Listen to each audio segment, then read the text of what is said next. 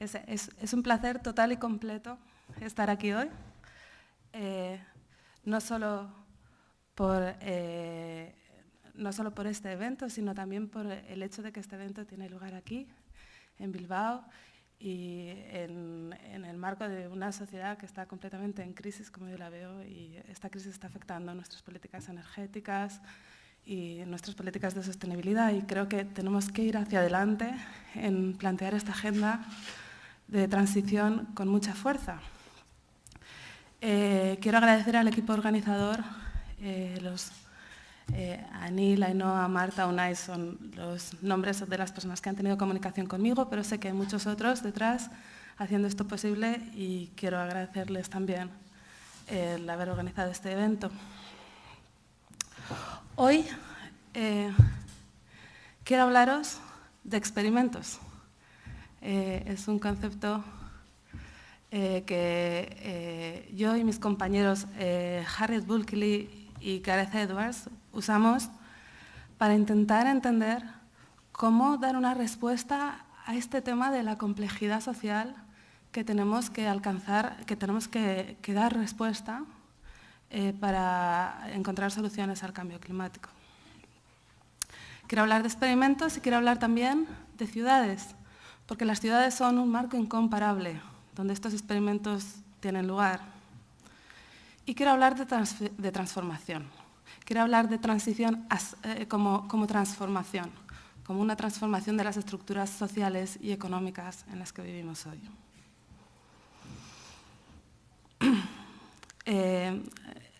Como Daniel, yo parto de la base de que la necesidad de transformar nuestras sociedades es indudable. Yo creo que hay un acuerdo en ello, pero la pregunta, al igual que Daniel nos ha planteado, es ¿cómo podemos lograrlo? ¿Cómo podemos encontrar esta manera de dar una respuesta a una situación en crisis, de crisis ambiental? No sé vosotros, pero yo durante mucho tiempo realmente confiaba en los procesos internacionales de negociación y en la capacidad de nuestros gobiernos que con su sabiduría y buen hacer durante las negociaciones, finalmente podrían llegar a un acuerdo que nos llevaría a tomar acciones claras dentro de las situaciones políticas que hubiera en cada lugar.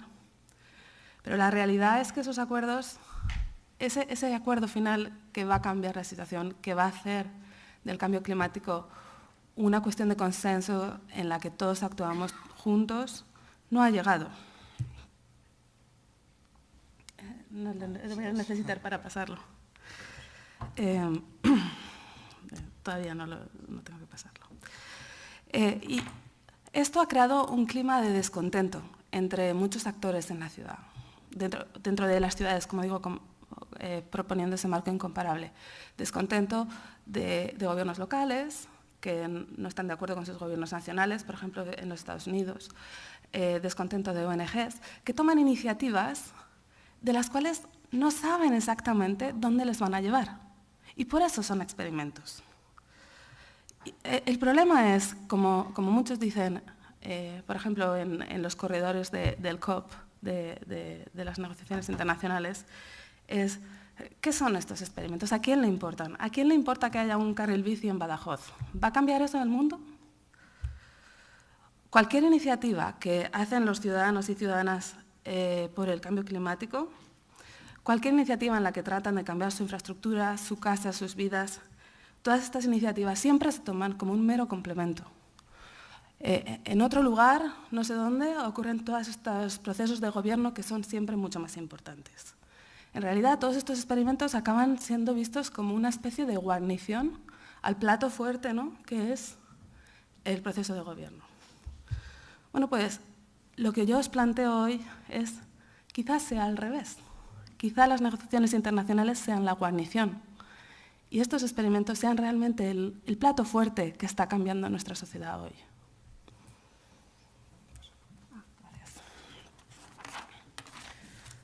O sea, este es mi argumento y lo voy a articular en 3 áreas.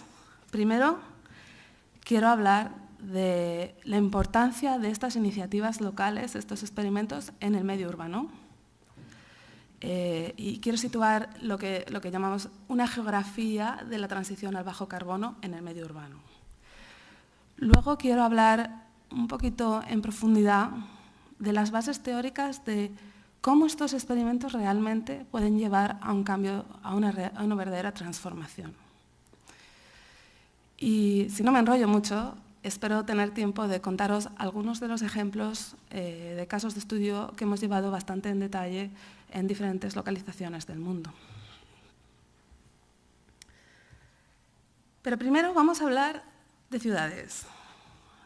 Si hay una transición de bajo carbono, y sabemos que temas rurales, agricultura, es una cosa muy importante,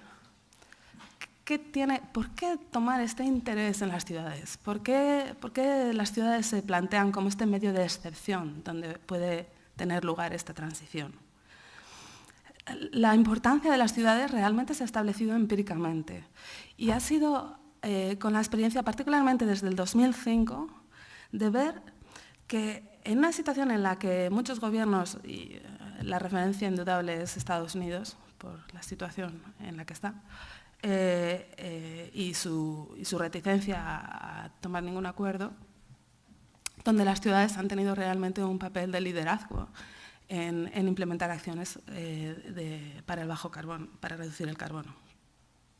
Entonces, esta evidencia empírica, pero que viene no solo de los Estados Unidos, ha llamado mucho la atención no solo de académicos, sino también de gente haciendo políticas, desde organizaciones internacionales a gobiernos nacionales, y realmente creando un nuevo foro de discusión sobre cómo se interviene en la ciudad.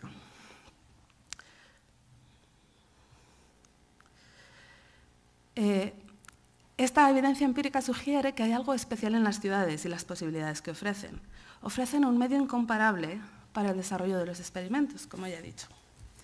Y esto es de la perspectiva experimental que la ciudad se constituye como este medio. ¿Qué son estos experimentos de los que hablo todo el rato? Son intervenciones puntuales, pero estratégicas, porque realmente tienen esa vocación de crear esta transformación, esta transición. También podemos decir que intentan una reconfiguración del sistema urbano. Son abiertos, open-ended, pero al mismo tiempo no tienen un claro proceso de manejo. Y durante su implementación siempre ofrecen oportunidades de aprendizaje. Yo imagino muchas formas de experimentos, pero, por ejemplo, proyectos comunitarios de energía, proyectos participativos de planificación que llevan a soluciones muy diferentes de las que estamos acostumbrados, incluso concursos. Todo esto lleva a verdaderos cambios en la vida de la gente. En las ciudades, el experimento emerge como una manera de intervenir en la complejidad, especialmente cuando nos enfrentamos a la incertidumbre, al no saber qué hacer y a no estar muy seguros de dónde nos lleva lo que estamos haciendo. Además, también tenemos evidencia empírica de la importancia de estos experimentos. Uno de los trabajos que he hecho con mis compañeros mencionados antes ha sido una encuesta, un mapa de diferentes experimentos en 100 ciudades diferentes de todo el mundo. Esto incluye ciudades en África, Asia, Europa, Norteamérica y Oceanía. En Oceanía solo 2. Y entonces lo que hicimos fue, remotamente, con la información que estaba disponible para nosotros, internet, diferentes reports y cosas así, seleccionamos más de 600 experimentos que tenían lugar en todos estos lugares. El primer gráfico aquí en la esquina de arriba, ese demuestra que la distribución de experimentos en regiones es muy similar a la distribución de ciudades en regiones, de las ciudades que habíamos seleccionado en cada región. Lo que sugiere, además de esto, hicimos otros procesos de regresión para demostrarlo más cuantitativamente, que donde ocurre el experimento no tiene nada que ver de las características del lugar. ni siquiera cosas que se asumen muy fácilmente de que, por ejemplo, una mayor renta conduce a la proliferación de intervenciones en el medio ambiente. Eso no se demuestra en nuestra encuesta. Estos experimentos tienen lugar en muchos sitios y con pocos recursos muchas veces. Y sin embargo, tienen lugar, ocurren cambios grandes, desde la peatonalización de una ciudad hasta el establecimiento de un bus urbano. Son experimentos que tienen un gran impacto. En este gráfico aquí abajo, vemos la distribución de experimentos. No son todos de mitigación, sino que también hay algunos de adaptación, pero como veis, el 12% son mucho menos. La mayoría de los experimentos que vimos ocurren en las áreas de infraestructura, el medio urbano, el medio construido y transporte. Esas son áreas de intervención que se constituyen como espacios donde la experimentación tiene lugar. Ahora, lo que tiene gran interés para mí es lo que se refleja en los dos gráficos en este otro lado de la diapositiva. En el gráfico de arriba vemos cuáles son los actores que lideran estas iniciativas, estos experimentos. 66% de las iniciativas fueron lideradas por gobiernos locales, de ciudades, desde ayuntamientos en Londres, los boroughs. Esto se corresponde un poco con la asunción de muchos académicos que han dicho que los gobiernos locales son fundamentales para entender estos procesos de gobernanza del carbono en el medio urbano. Sin embargo, si miramos el gráfico de abajo, ese gráfico habla de las asociaciones, de las iniciativas que tienen lugar en asociación, que son la mayoría de las iniciativas que hemos visto aquí. Prácticamente, creo que era el 60% de las iniciativas ocurrían con más de un actor, o sea que, por ejemplo, el gobierno local siempre intervendría junto con una ONG o junto con una empresa o otros medios de gobierno. Y allí lo que vemos es que los gobiernos locales no pierden protagonismo. Hay una proliferación de actores que intervienen en el medio urbano. Y esto es fundamental para entender cómo ocurren los experimentos y quién puede llevarlos a cabo.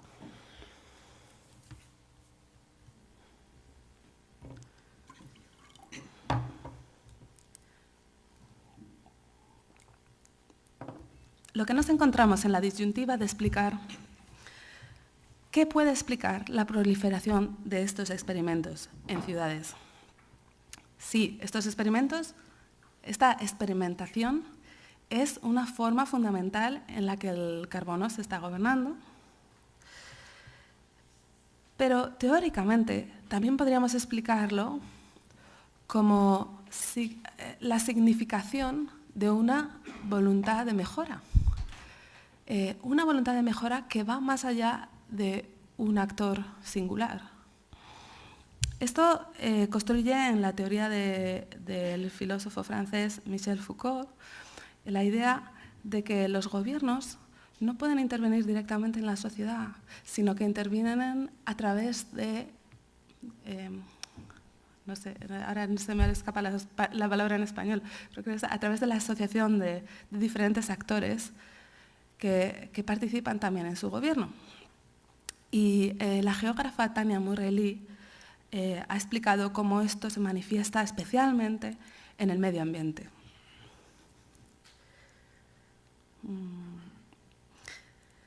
Esta voluntad de mejora mueve a diferentes actores dentro del medio urbano a actuar en pos del cambio climático.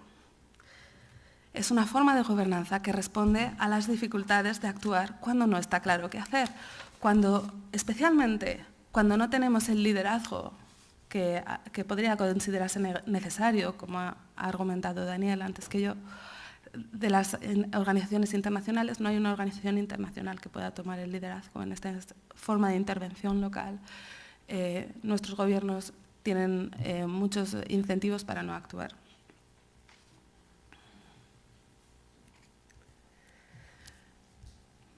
Desde esta perspectiva podemos ver que cada experimento, por pequeño que sea, tiene dentro de sí el potencial de transformación. Esto es un mensaje optimista.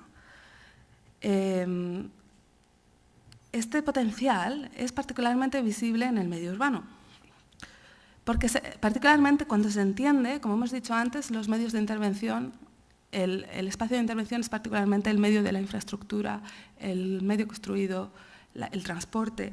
Estos son regímenes de infraestructura urbanos que, como el punto de arriba de la diapositiva, ahora hay un cierto argumento sobre estos regímenes, cómo cambian, cómo la asociación de diferentes elementos del medio urbano influye el cambio en otras partes del mismo medio.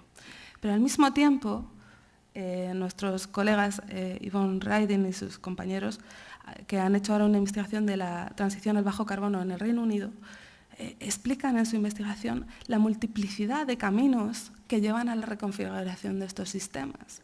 No hay un solo camino, no hay una manera de intervenir que nadie pueda decir, esta es la forma.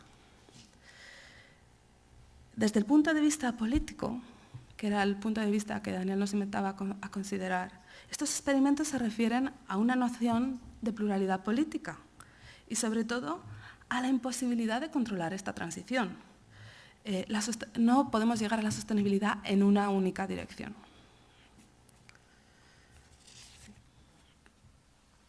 ¿Cómo podemos entonces afirmar que estos experimentos tienen una verdadera capacidad de transformación?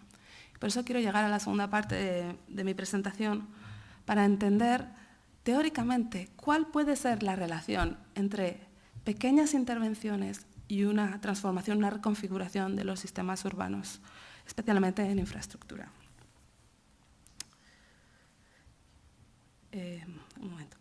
Ciertamente estamos más acostumbrados a visiones lineales de transformación, ¿no? Visiones de una transformación que empieza aquí y acaba aquí. Pero esta forma de entender la transición no se corresponde con la sociedad compleja en la que vivimos y con el medio ambiente, con el reto de la complejidad. Todo lo contrario. Y por eso es importante relacionarse con el potencial de transformación que hay en experimentos. Este potencial de transformación que nosotros argumentamos en los diferentes trabajos que hemos hecho en este tema reside en la capacidad de los experimentos para provocar pequeños cambios o shifts. Por eso hablamos de topology of shifts, una topología de pequeños cambios.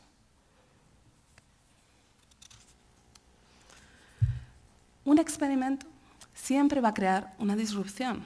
La cuestión es el tamaño de esa disrupción.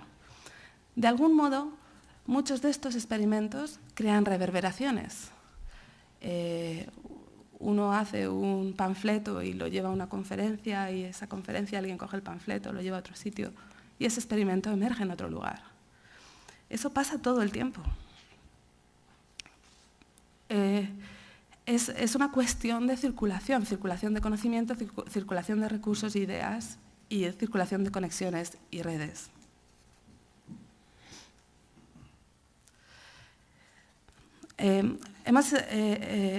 Una manera en la que hemos intentado explicar esto ha sido con el uso de una metáfora. Las metáforas a veces ayudan. Esto es una foto de las piscinas de barro en Rotorua, en Nueva Zelanda. La verdad que yo nunca he estado, pero mi compañera Harriet Bulkley fue allí cuando en su infancia le influenció mucho. Y cuando me estaba contando esa experiencia ahí, pensamos que esta metáfora explicaba muy bien esta idea de shift. Yo imagino estos lodos siendo creados por una multiplicidad de burbujas que suben a la superficie y es solo por la confluencia de todas esas burbujas que la dirección de estos lodos se determina. Pero ninguna de ellas, no hay una sola que te pueda dar un resultado definitivo.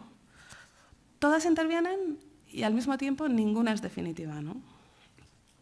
No tiene sentido aquí buscar la única burbuja que crea el cambio, la única burbuja que hace que estos lodos sean tan fascinantes.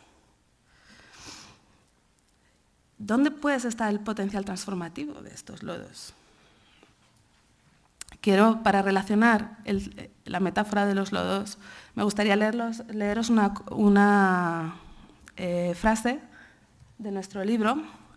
Si me permitís, la voy a leer en inglés.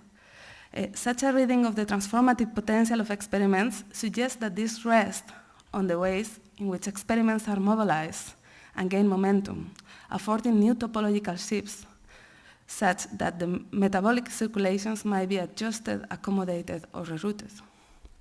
O sea, que es no solo la ocurrencia de las burbujas, sino cómo ellas ocurren dentro de esos lodos. Igualmente, en una ciudad no es ya un experimento que tiene lugar en un sitio, sino ese experimento en esa ciudad, en ese momento, con esa gente, con esos recursos.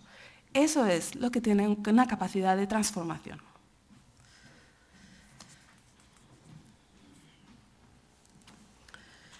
Entonces, en términos de análisis, de llegar a los casos de estudio, nosotros vemos que para entender cómo nos cambiamos, cómo llegamos de un pequeño cambio, shift, a una transformación, a una transición, tenemos dos puntos de análisis. Uno es cómo ocurre el experimento, cuáles son los procesos que llevan y dan lugar a un experimento. Y en el otro lado está el contexto de ese experimento. ¿Qué significa ese experimento en la localización particular donde ocurre, donde tiene lugar? Sí, por favor. Para entender el proceso que lleva al experimento, también tenemos un marco analítico. Hay tres procesos diferentes que constituyen un experimento. Uno, en inglés es el framework, es making, maintaining, living. Hacer, mantener, vivir. El proceso de hacer es el proceso más obvio, ¿no? Para tener un experimento necesitas poner juntos actores, necesitas instituciones, recursos, ideas, pero sobre todo necesitas la capacidad de definir un problema y una respuesta técnica a ese problema.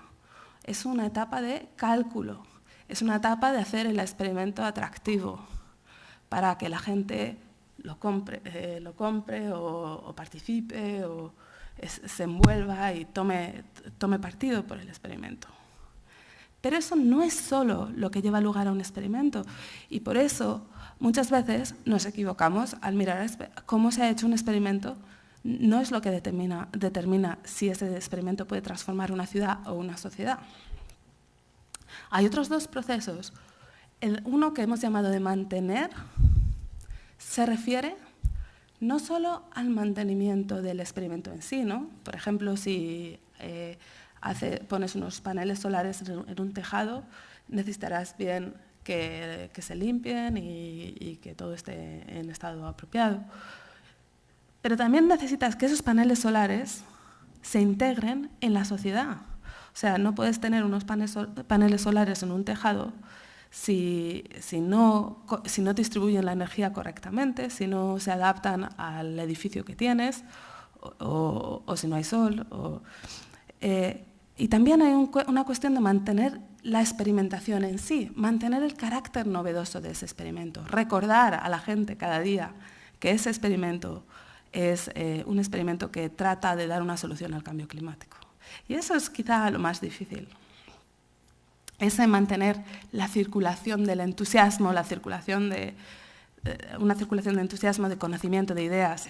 Eso es el proceso de mantenimiento que no siempre tiene lugar. Y hay un tercer proceso, un proceso que nosotros decimos de vivir el experimento, en el cual el experimento pertenece a nuestras vidas. Pues, igualmente, ese experimento tiene que ser una cosa que no está en medio de nuestra vida, sino que es una cosa que nos ayuda, que responde a nuestras expectativas y que podemos vernos en una proyección de futuro junto a ese experimento. Con esto quiero pasar... Sí, por favor. Con esto quiero pasar a la parte tercera de mi presentación, en la cual os voy a dar algunos ejemplos. Unai, ¿me recuerdas cuánto tiempo tengo? 10 minutos. 10 minutos. Voy a daros algunos ejemplos, quizá un par, no sé cuántos me dará tiempo, pero de casos más en detalle. Cuando hicimos la encuesta de la que os he presentado los gráficos al principio, uno de los problemas que vimos con esa encuesta es un trabajo que te da una visión global de los procesos de gobernanza del cambio climático en ciudades múltiples, pero no te explica bien el contexto. Y como hemos dicho aquí, el contexto es una cosa importantísima en términos de actualizar, de materializar la capacidad de transformación de los experimentos. Entonces decidimos hacer varios casos de estudio para detallar y profundizar en esos cambios. Los casos de estudio son bastante variados. Algunos se refieren a intervenciones en el medio construido directamente, proyectos de vivienda. Hay el proyecto en India, en Bangalore y en Monterrey, son 2 proyectos de vivienda. El proyecto en Filadelfia es un concurso, pero también para rehabilitar viviendas. Igualmente el de Cape Town. El proyecto de Solar Atlas en Berlín es indirectamente también relacionado con la vivienda, pero es más para calcular la capacidad de generación solar en la ciudad de Berlín. El proyecto de calentamientos solares en Sao Paulo se refiere a la instalación de calentamientos solares también en viviendas. Y finalmente, el proyecto Climateers en Hong Kong es quizá el que más se aleja de la vivienda porque se refiere a actuaciones personales. También era un concurso para crear embajadores de cambio climático y llevó al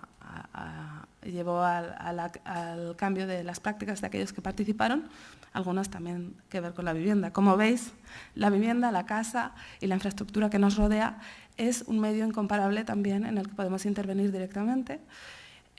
Lo que sí que diría es que no creo que esto nos lleve directamente a la idea de que podemos cambiar nuestras sociedades simplemente con procesos de consumo. No estoy hablando de eso. Estoy hablando de intervenciones que realmente cambian la infraestructura de la vivienda. Es un cambio colectivo, no un cambio individual. No se trata de apagar las luces, ¿vale? Sino de realmente cambiar el medio urbano construido. Para usar el marco analítico que os he explicado, el potencial transformativo, por un lado, está en el potencial transformativo del experimento, en esos 3 procesos de hacer el experimento, mantenerlo y vivirlo, y por otro lado, en cómo el contexto trata el experimento, si el experimento viaja dentro del contexto lo suficiente, ¿no? Si esos procesos especialmente hemos identificado si esos procesos de mantenimiento corresponden a las demandas del contexto. Como no tengo mucho tiempo, creo que lo que voy a hacer es explicaros 2 casos, y como estamos un poquito de mensaje optimista, quiero hablaros de experimentos que nosotros consideramos han tenido un cierto potencial transformativo. No digo que ya estemos ahí, pero que realmente han tenido un impacto en los lugares donde han tenido lugar. Entonces, creo que voy a hablaros de los 2 proyectos. Uno es TSED en Bangalore y el otro es Vida en Monterrey. Y ambos son muy diferentes en el sentido de que uno tenía un potencial transformativo muy alto y otro no.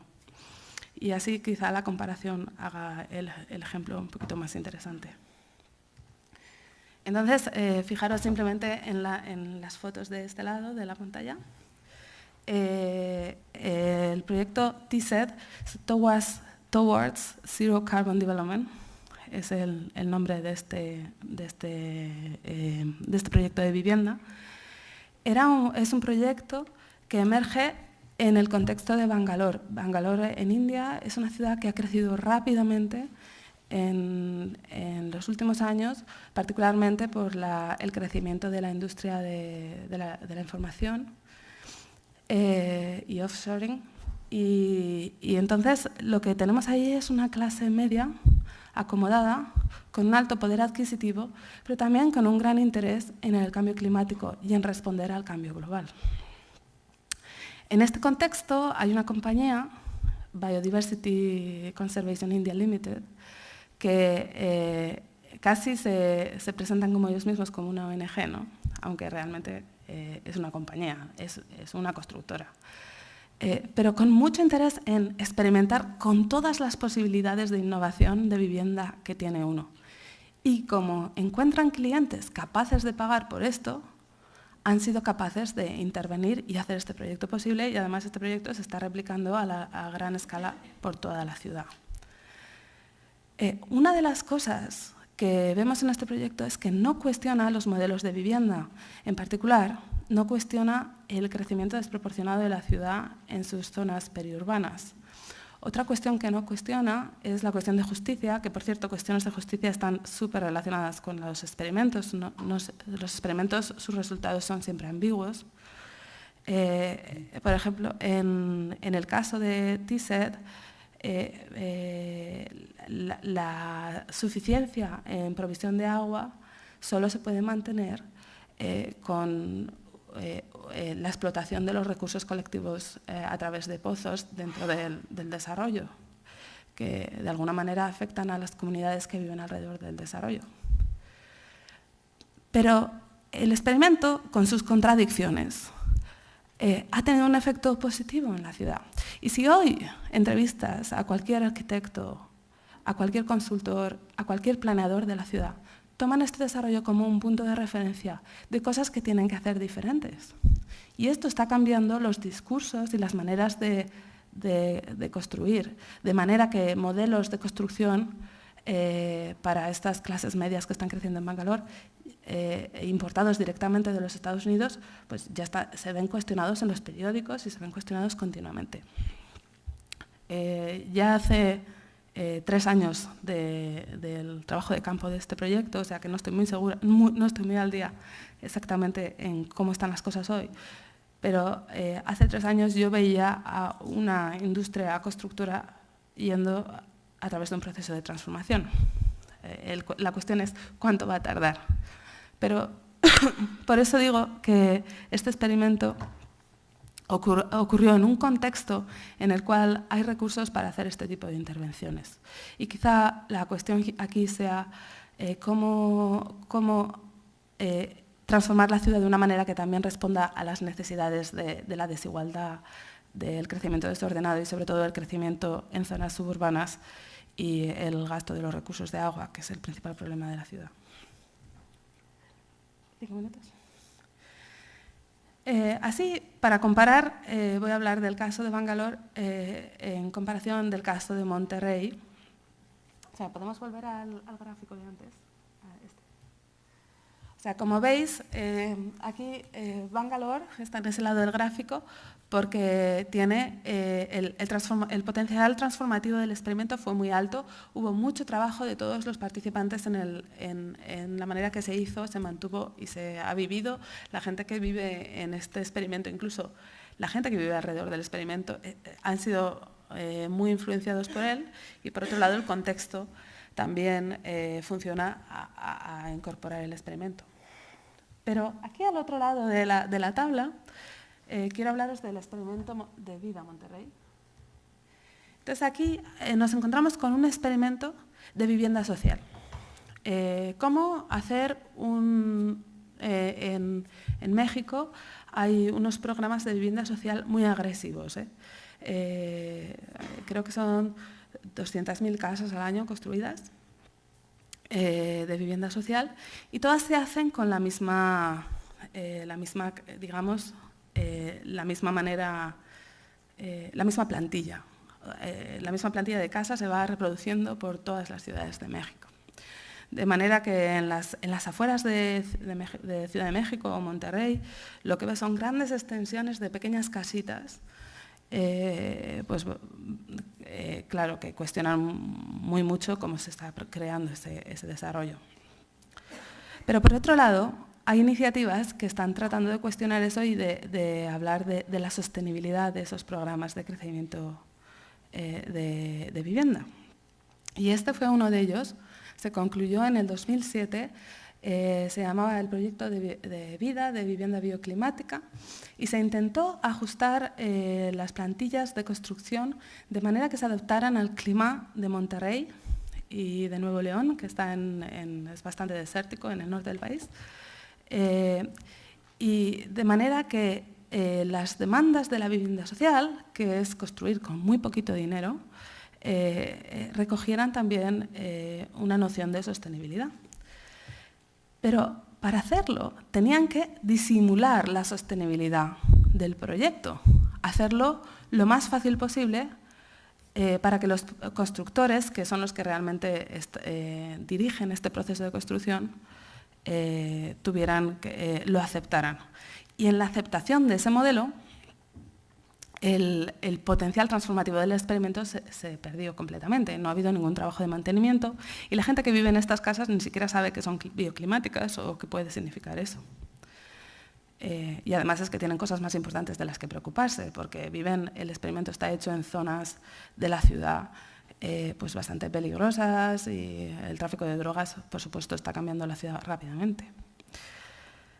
Al mismo tiempo, Infonavit, que es la institución financiera que promueve créditos para estas construcciones, estaba buscando maneras en las que podía incorporar el concepto de sostenibilidad en su construcción. Y usó esto como ejemplo demostrativo para implementar un programa, con el resultado de que hoy cualquier casa construida con un crédito Infonavit, que básicamente es toda la construcción de vivienda social en México, tiene que incorporar ecotecnologías. El coste de las ecotecnologías se transfiere por medio de la hipoteca a los que viven en la vivienda, pero los efectos de reducción de carbono han sido bastante notables y han obtenido créditos del CDM y además el premio de UN Habitat y no sé cuántas cosas más, porque realmente pueden demostrar que hay una gran reducción incorporando pequeñas tecnologías en estas casas. Claro, lo que no pueden demostrar es que han cambiado realmente el paradigma de desarrollo urbano completamente insostenible que hay en México. Quizá eso nos plantee que haya cuestiones políticas más profundas que estos experimentos deberían intentar resolver. Y ese es el reto que tenemos. ¿Puedo pasar a la última? Creo que tenemos que pasar. Sí, no está, sino voy a volver a mis notas para hablaros de mis conclusiones. Primero, yo creo que no necesito repetir que necesito repetirlo porque lo estoy repitiendo. Los experimentos son importantes, siempre crean cambios, no son guarniciones. Y nunca sabemos cuál es el camino exacto por el cual alcanzaremos la sostenibilidad. Y aceptar eso, aceptar la complejidad del cambio, es la manera de también aceptar el optimismo que nos lleva a hacer cosas. El potencial de transformación no solo depende del experimento, de su carácter, de cómo se hace, de cómo se mantiene y cómo se vive, sino también depende de dónde ocurre, del contexto, de cómo ese contexto lleva al experimento. Ahora, desde nuestro punto de vista, nosotros que somos gente comprometida, que queremos crear un cambio, que queremos hacer algo, ¿qué significa esto para nosotros? ¿Qué significa esto para nuestros esfuerzos en trabajar en pos de la sostenibilidad? Yo creo que la primera lección es olvidarse de lo que se llama comúnmente ejemplos de buenas prácticas o best practice examples, o soluciones únicas, o como decía la economista Elinor Ostrom, ella siempre decía, no hay panaceas, olvidémonoslo, no hay una panacea que puedas implementar de aquí a Katmandú, no la hay. En su lugar, hay que apreciar la importancia del contexto y de los experimentos en su contexto, la complejidad de las ciudades y los medios que las rodean. Y como decía Unai, la realidad de que muchas veces no podemos ni siquiera diferenciar qué es la ciudad y qué es el contexto rural. También hay que apreciar las contradicciones que emergen con estos conceptos de justicia compleja, ¿no? No se puede decir, este es el experimento y siempre va a ser positivo. No, en el contexto muchas contradicciones emergen y esas contradicciones también son importantes en términos de entender esta transición. Uno puede tomar mis estudiantes a veces me preguntan, bueno, pero en esto del cambio climático, ¿eres optimista o pesimista? Y yo digo, es que si yo no soy optimista, no sé quién lo va a ser, la verdad. Y yo creo que bien uno puede adoptar una posición cínica, esperar aquí sentado, o también uno puede echarse a la calle, ver qué se puede hacer y mirar a ver, porque quizá un día nos despertemos y estemos en un mundo sostenible y ni siquiera nos hayamos dado cuenta que lo hemos construido nosotros. Muchas gracias. Eskerrik asko.